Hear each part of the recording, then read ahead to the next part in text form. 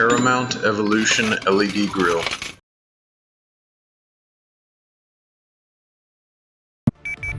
All right, ready, set, go!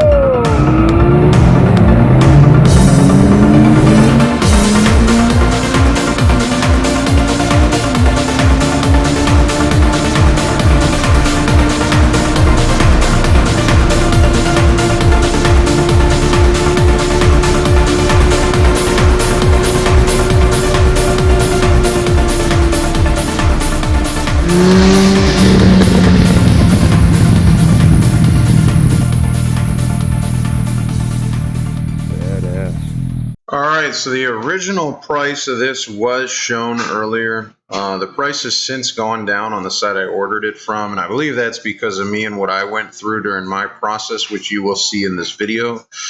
This grill will fit an 18 Tundra, but you'll need to cut about 1.5 inches of plastic off of the hood grill scoop.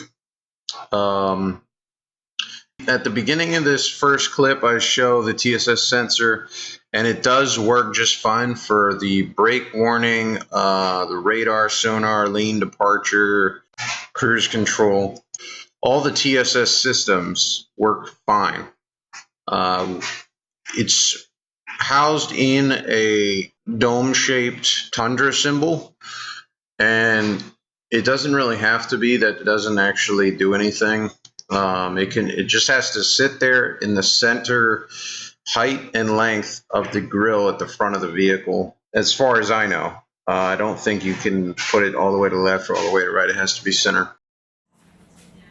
Alright, so here's the grill. I took it off. Yeah, it has a sensor. They all do.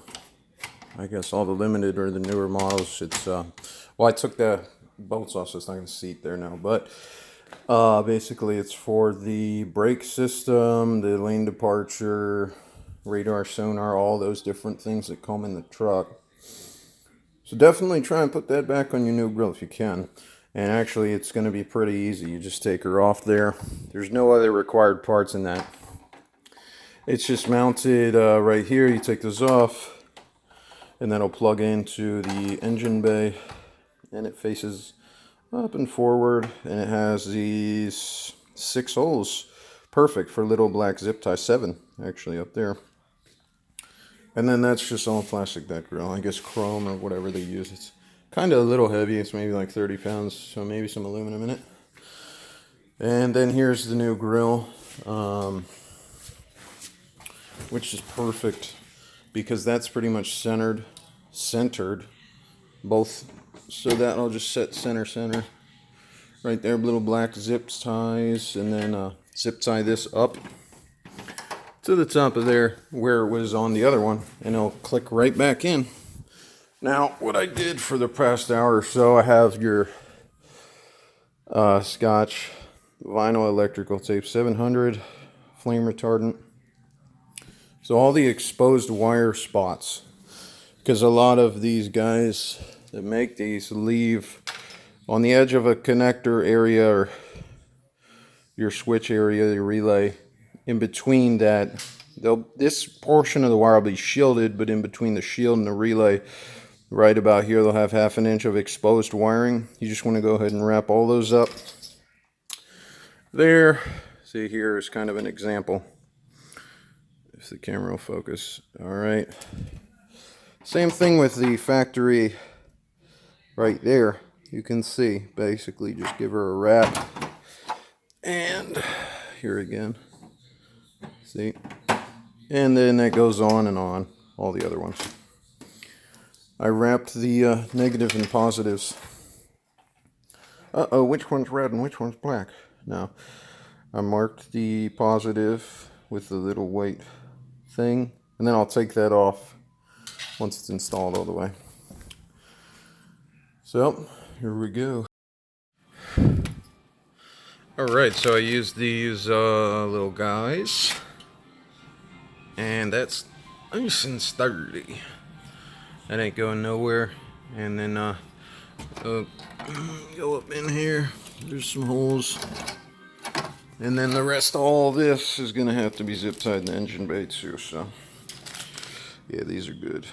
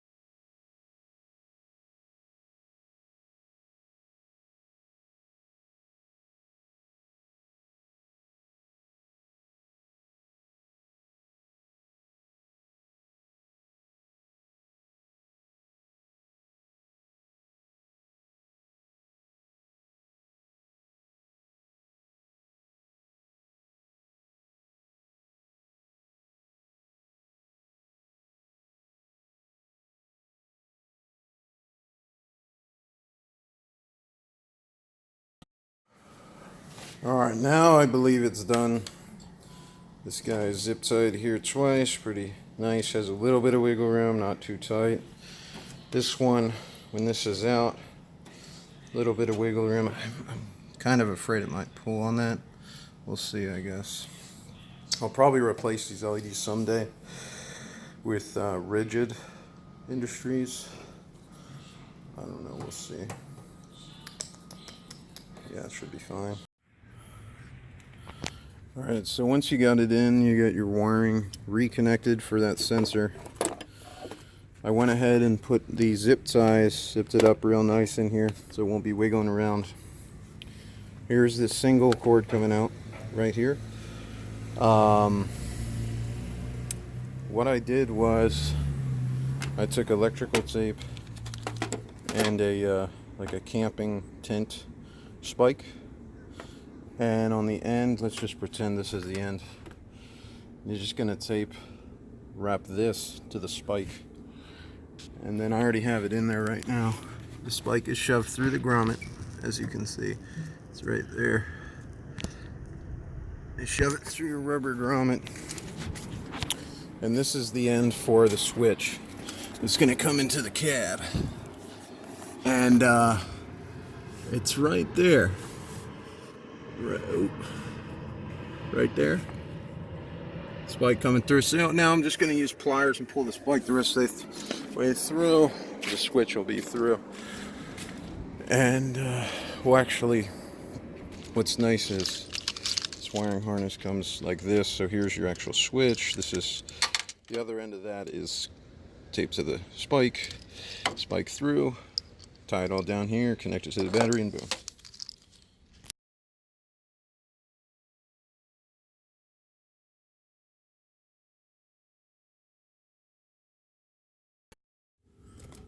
Alright, there, it's through. So yeah, I wrapped the tape, like I had said, around it. Tried to make it flush with the spike. Make sure you use a T-spike, so that prevents when you shove her in. And I only wrap about half of the spike. And there's a reason for that, just do it half, trust me. And then came in here with these little scissors. Cut it off the spike, pulled it through, pulled the spike back out. So I'm going to mount it probably right here on the side of the steering column. But I'm going to bring it up through this and set it all flush.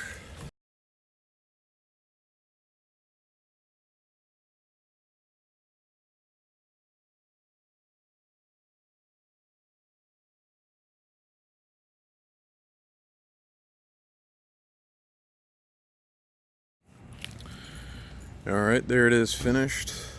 I'll show you how I wired her up. As you already knew, I came in through here with the sensor wire. And then I bunched all the excess wire up right here, which looks fine actually. The relays on the battery holder goes over posi, and negative, and then the wire, I'll just kind of shove it in there, but works fine, goes all the way back. Back on the side. Through the rubber grommet. Right there.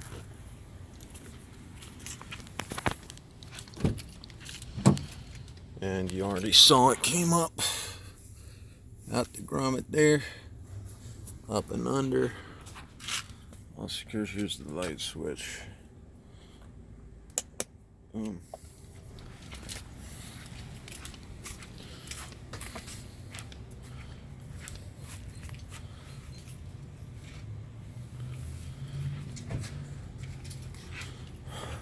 Oh yeah. Alright, here's the new grill on the second day. I want to explain to you guys that I ordered this through realtruck.com. They have a fitment guarantee or your money back. This was ordered for the 18 Tundra, and the associate online guaranteed it to fit or money back. It fits in there, but the hood does not close all the way. I called the manufacturer of this grill directly, and they said, yeah, there's 2 revisions. They shouldn't have sold you that grill. So, I'll show you guys exactly what's happening. The edge of this sticking up, I believe, is going to hit the top of that. So, not really sure what to do now. Something would have to be modified. So they should be giving me $900 back, and I keep the grill. Alright, so the hood did close. I just had to take that front part of the hood section of the grill off. As you can see, it's completely closed. I just drove it around the block real quick to check the sensor. The sensor goes off if you drive with the hood open at a speed over like 10.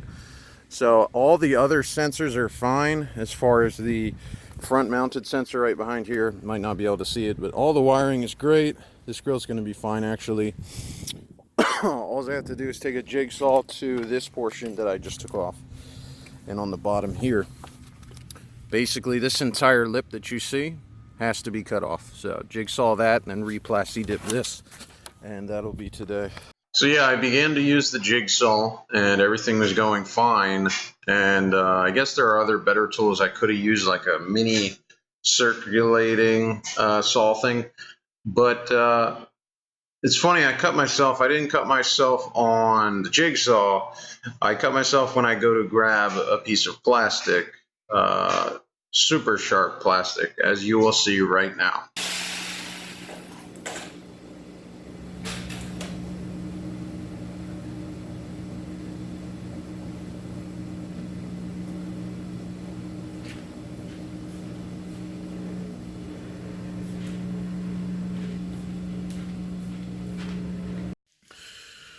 Alright, had a minor accident there. And then I got the entire edge off. As you can see now, there's basically no lip. After the jigsaw, I was like, fuck that. I used this actually, which was pretty dope. And just kind of like popped off the pieces, here they all are, of the lip. And then 2 more little accidents. This plastic is sharp as. Alright, so I had to go outside and fit it and saw that the lip was still too big. So now, as you can see, the lip is literally flush. It does fit now. I second fitted it. To get that front lip off, I actually had to remove. This is like a U bracket for all these clips. 1, 2, 3, 4, 5. So that U bracket is now an L bracket, basically hanging in the ear. So I JB welded basically that portion the best I could to hold it down. And it's all cleaned up, and then I used a file, a thick file and then a thin file to make that all smooth along the entire edge of that, so there's no more lip. It does fit now. Those are JB weld, drying takes 6 hours. And I peeled the plasti dip off the other side already. But this JB weld will sit in 6 minutes. After that, you know, I'm done with plasti dip. We're moving on to the sandable and the perfect match car. This is for cars, basically. And it's matte black, so it's gonna be some time on those, but it'll be worth it. Beautiful chrome trimmings around the truck. I love my chrome. Ha ha. Alright, so I had to resand it down and get some other paint. And I don't know if this paint's really doing the trick either. On this, it is kind of hard to paint chrome. But I've decided that I am going to Line-X a lot of the truck, not the entire truck. So this is only temporary for about a week, and I have an appointment already scheduled. Oh, there's the grill finally all back together. It's pretty hard to spray matte black, so as I said, I'm just gonna Line-X that portion of it and actually do the whole hood soon here. It's gonna be dope, so stay tuned.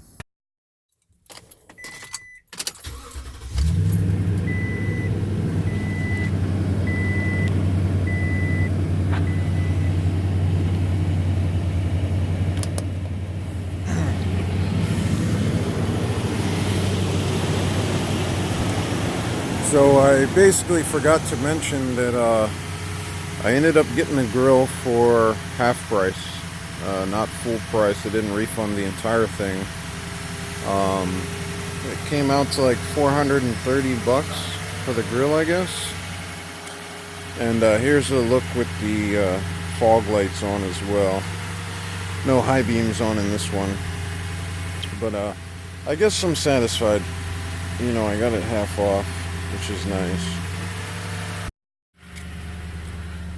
And here's a look at like what's in front of me. Let's see here.